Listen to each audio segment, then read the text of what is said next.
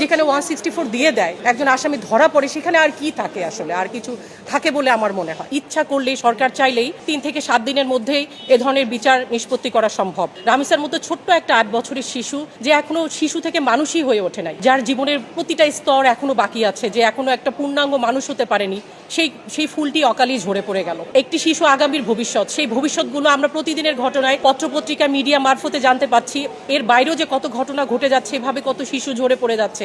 যে জাতি এই শিশুকে, আগামীর ভবিষ্যৎকে সুরক্ষা দিতে পারে না, সে জাতির ভবিষ্যৎ আসলে কতখানি নিশ্চিত, এটুকু আমরা নিজেরাই আইনজীবী হিসেবে দ্বিধাহীন। তো আমরা যদিও জানি আইনের বিষয়গুলো, তারপরেও যদি এ ধরনের চাঞ্চল্যকর ঘটনার ক্ষেত্রে আসামি ধরা পড়ে, 164 দেয় এবং আশেপাশের সাক্ষ্য প্রমাণ থাকে, তাহলে আমার কাছে মনে হয় এ ধরনের ঘটনা ইচ্ছা করলেই, সরকার চাইলেই 3 থেকে 7 দিনের মধ্যেই এ ধরনের বিচার নিষ্পত্তি করা সম্ভব। এবং এ ধরনের ঘটনার ক্ষেত্রে আপিলের বিধানও আমার কাছে মনে হয় যে অযৌক্তিক। রামিসার যে বিষয়টা, আসলে আমরা ঘুমোতে পারিনি, ঘুমাতে দিচ্ছে না আমাদেরকে, দেয়ালে পিঠ ঠেকে গেছে। হ্যাঁ, আমাদের মনে হয় যে সকলেরই প্রতিবাদ জানানো উচিত।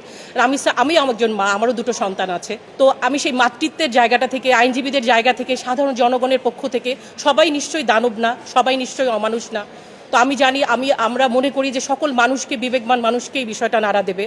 সরকার চাইলে, ইচ্ছা করলে এ ধরনের দানবদেরকে দমন করার জন্য, আগামীর ভবিষ্যৎ প্রজন্মকে সুরক্ষা দেওয়ার জন্য এবং আমাদের এই জাতিকে সুরক্ষিত রাখার জন্য এদের দৃষ্টান্তমূলক শাস্তির ব্যবস্থা করবেন। আসলে এখানে যেখানে একজন আসামি 164 দেয়, তো সেখানে আসলে আপিলের নামে, আনুষ্ঠানিকতার নামে এটা আরেকটু বিচার বিলম্বের দিকে নিয়ে যাচ্ছে কিনা, বিচারহীনতার দিকে নিয়ে যাচ্ছে কিনা, মানে যত বেশি আনুষ্ঠানিকতা আমার কাছে তত বেশি অস্পষ্টতা লাগে আসলে বিষয়গুলো। যেখানে 164 দিয়ে দেয়, একজন আসামি ধরা পড়ে, সেখানে আর কি থাকে আসলে? আর কিছু থাকে বলে আমার মনে হয় না।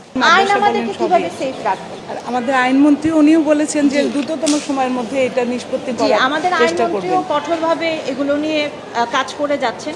আশা করি যে আমাদের এই ধরনের চাঞ্চল্যকর বিষয়ে আমরা দ্রুত বিচার পাব। বলাৎকার এবং ধর্ষণ আসলে দুটোই আসলে মুদ্রার এপিট ওপিট। মানে জিনিসগুলো আসলে ছেলে বাচ্চা বলে আমরা এটাকে ধামাচাপা দেওয়ার চেষ্টা করি, বাট দুটোই কিন্তু খুবই খুবই অন্যায়, অমানবিক, এটা মানা যায় না।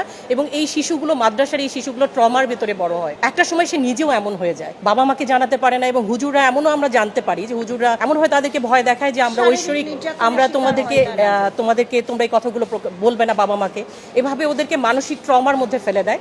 যখন এটা সিভিয়ার পর্যায়ে চলে যায়, এটা তারপরে আমরা জানতে পারি। তো আসলে এই পবিত্র স্থানগুলোতে এই যে পবিত্রতার নাম ভাঙিয়ে যে অপবিত্র কাজকর্ম চলে, এগুলো আসলে সরকার থেকে আমি মনে করি কার্যকর পদক্ষেপ নেওয়া উচিত।